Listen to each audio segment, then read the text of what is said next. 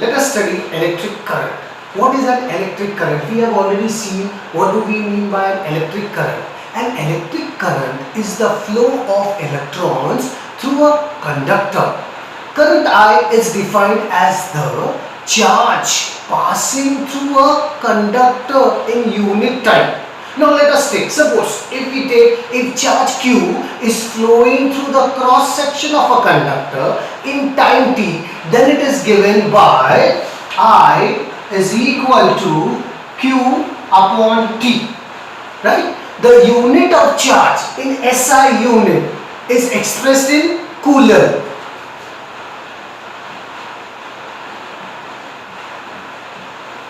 Okay?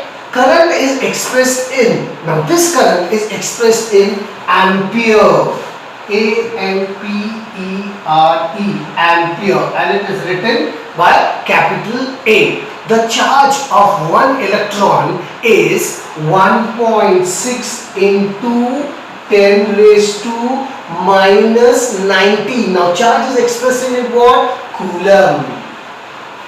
Now let us see what do we mean by ampere.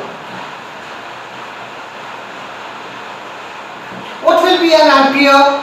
1 ampere current is said to flow in a conductor. Where it will flow? It will flow through the conductor. 1 ampere current is said to flow in a conductor if 1 coulomb charge flows through it every second, and it is given as 1 ampere current will flow 1 coulomb charge, and what will be the time? Every second, that is 1s. What do we mean by Ohm's law, or rather let us study what is Ohm's law.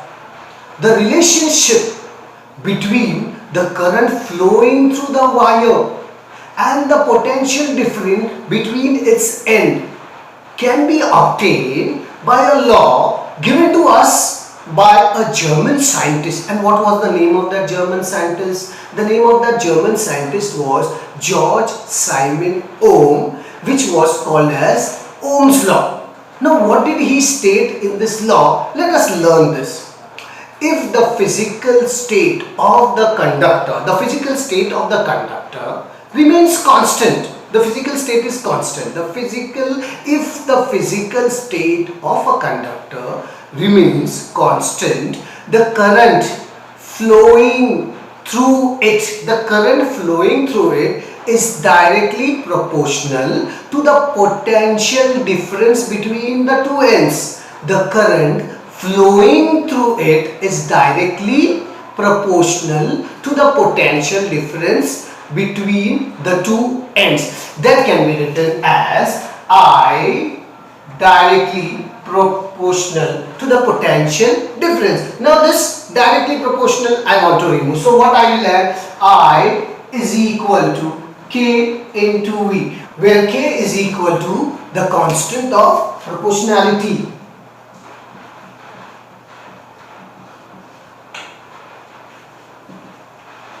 Okay, K is equal to the constant of proportion. Now if I bring this K over here, it is getting multiplied over here. When it comes here, it is going to get divided. So I multiply 1 upon K is equal to V. But what is this 1 upon K? This 1 upon K is equal to R, which is nothing but the resistance of the conductor. So 1 upon K is equal to R, which is nothing but the resistance of the conductor. Okay. Therefore, so in place of 1 upon K, I can put R. I into R is equal to V, or we can write hence V is equal to IR, or R is equal to V upon I. This is known as Ohm's law. Let us study resistance of a conductor. What do we mean by resistance? To resist, to oppose certain thing. Now look at the figure. In the figure we see a conductor. The conductor consists of electrons. Now these electrons are called as free electrons. Now these electrons move in all random possible direction. Now suppose if we apply a potential difference between the two ends of the conductor. Now what will happen if we apply the potential difference between the two ends of the conductor? These electrons start moving from the end at a lower potential to the end at a higher potential. From the lower end of the potential to the higher end of the potential. This direction of motion of the electrons causes the flow of current. They will give rise to the flow of electrons. Now when they are flowing inside, when these electrons are moving inside, there will be someone who is going to resist them. Now who is this? Who is going to resist them is the free electrons which are present inside the conductor. Now these are called as hindrances. They are going to stop. Now these hindrances is called as the resistance of the conductor. Let us study the resistivity of a conductor. What do we mean by a resistivity? That we are going to study here.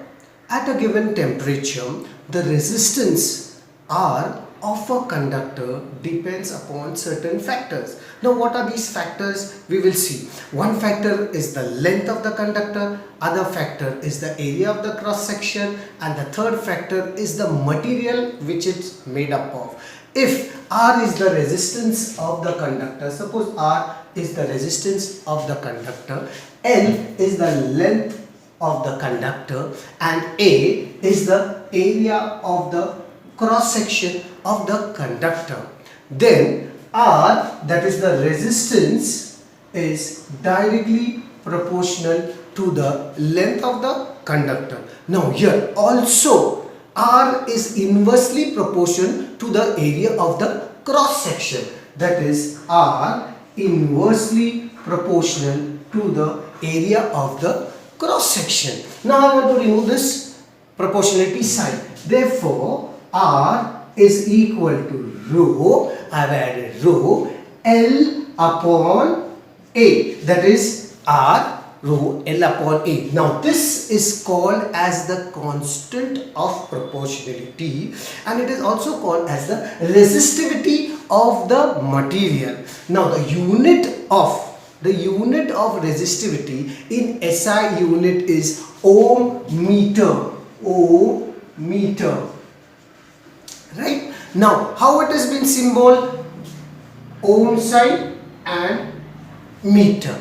Right? Resistivity is a specific property of a material, and different materials have different resistivity. There is a certain property with resistivity. Now if you use different materials, these different materials are going to have different resistivity. Let us study what do we mean by electric circuit.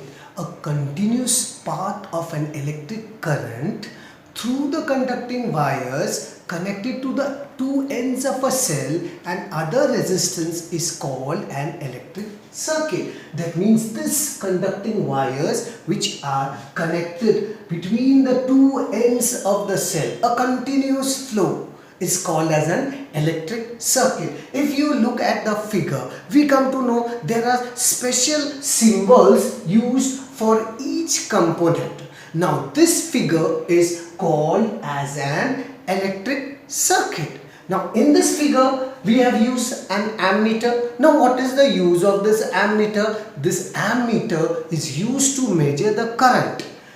Here we have used a voltmeter. What is the use of the voltmeter here? The voltmeter is used to measure the potential difference between the two ends of the resistor.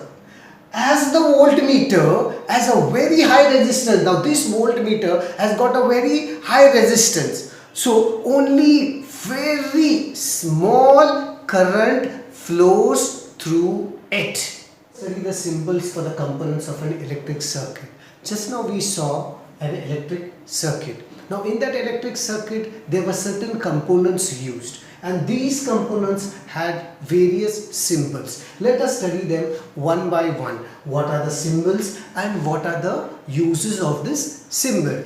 Electric cell. If you see, the electric cell symbol is given like this. One end is positive and the other end is negative. Now what is the use of this? To apply a potential difference between the two ends of a conductor. Next we have is a battery. Now a battery consists of what? A collection of the number of cells. If you see, a single cell is denoted by this, and number of cells, when they come together they form a battery. The symbol is given like this. Now what is the use of this? To apply a larger potential difference between the ends of a conductor. Next, open tap key or plug key. The symbol is given like this. To stop the flow of current flowing in a circuit by disconnecting the two ends of the wire. See now, the two ends of the wires are disconnected. Now, when we want to connect, we will use some other component. Which component we are going to use? Close tap key or plug key. See the symbol, it has got a dot in between. Now what is the use of this? To start the flow of current in a circuit by connecting the two ends of the wire, just the opposite of this.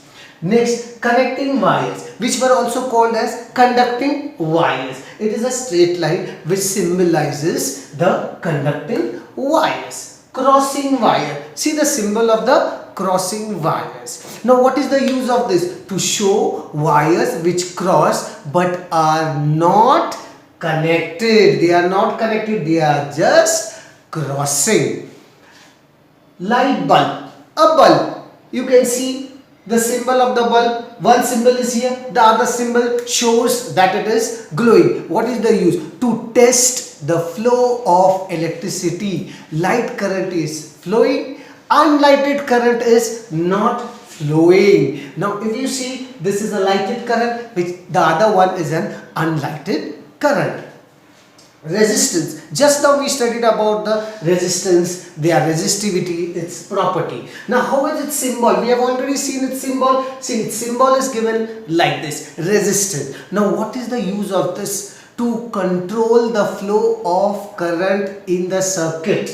Variable resistance. The symbol of resistance and variable resistance, see, it has got an arrow over here which is called as a variable resistance because it varies. Now what is the use? To change the resistance as required and thereby control the current. Suppose you want more current, you want less current, you can control it by using a variable resistance. Next we have got an ammeter. See the symbol of an ammeter. One end is positive, the other end is negative, and here it is written as a ammeter. What is the use of this? To measure the current flowing in the circuit. Just now we saw the circuit. How we'll measure? We will measure the current using the ammeter. Next we have got the voltmeter. Similar. Only here A is written, here V is written. Positive and negative end. What is the use of this? To measure the potential difference between the 2 points in the circuit.